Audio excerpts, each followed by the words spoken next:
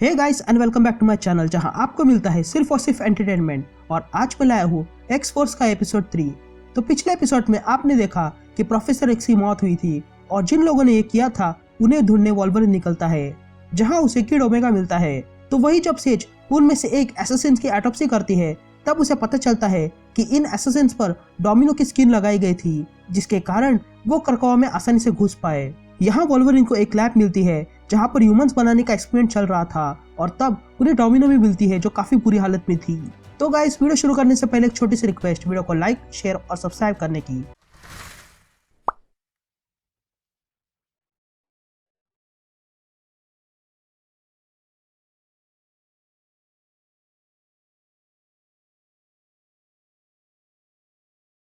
तो कहानी की शुरुआत में हमें वो मोर पंख वाला आदमी दिखाई देता है जो डोमिनो की स्किन काट रहा था और तब वो कहता है एक समय था जब हम इंसानों को उनकी लिमिट पता थी और फिर इंसानों ने कुछ चीजें बनाई जैसे आंखों के लिए चश्मा, हाथों के लिए हथौड़े, पैरों के लिए जूते और शरीर के लिए ड्रग्स।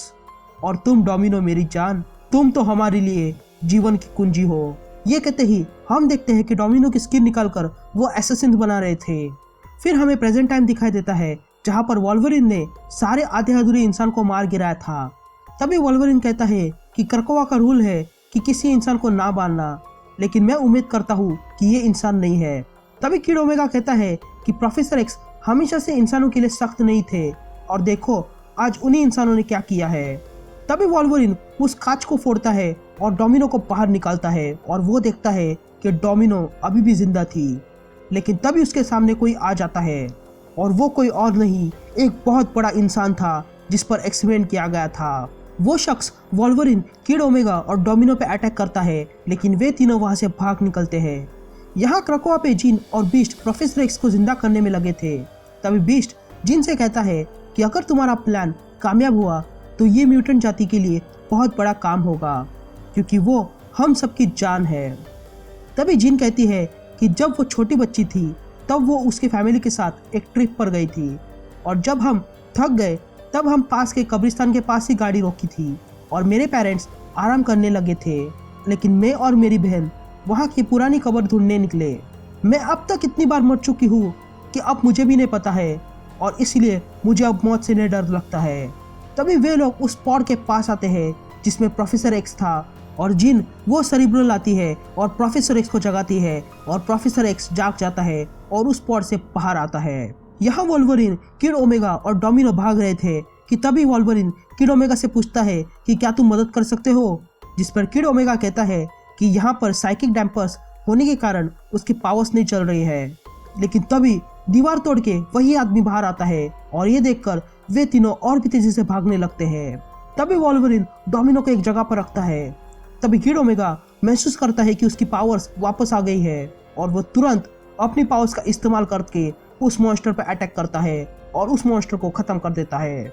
यहाँ हीलिंग गार्डन में सेज देखती है कि उस एसेसिन में अभी भी कोई सुधार नहीं था और वो वहां से चली जाती है। लेकिन तभी वहां पर चुपके से कोई आता है और उस एसेसिन का मुंह दबाकर उसे मार डालता है। फिर हम वॉशिंगटन स्क्वायर देखते हैं जहाँ पर मैग्नेटो और कैसिडी आए थे।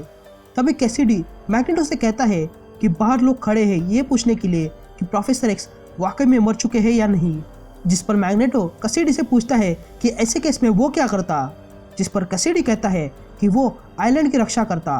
तभी मैग्नेटो गेट के बाहर आता है और देखता है कि बाहर सारे रिपोर्टर्स खड़े थे ये जानने के लिए।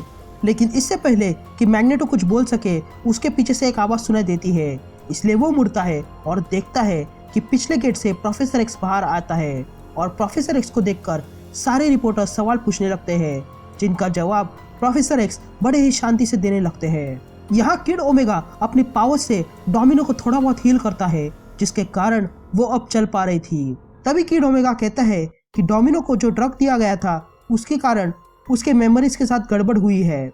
लेकिन तभी डोमिनो खड़ी हो जाती है और कहती है कि एक्सेवियर ने उसे शेल कंपनीज को ढूंढने के लिए भेजा था जो एंटी म्यूटेंट पॉलिटिशियन से कनेक्टेड है और मैं उसका ही पीछा कर रही थी। लेकिन उसके बाद उसे कुछ याद नहीं आ रहा है, लेकिन उसे सिर्फ एक आदमी याद है जिसके हाथ पर पिकॉक वाला टैटू था।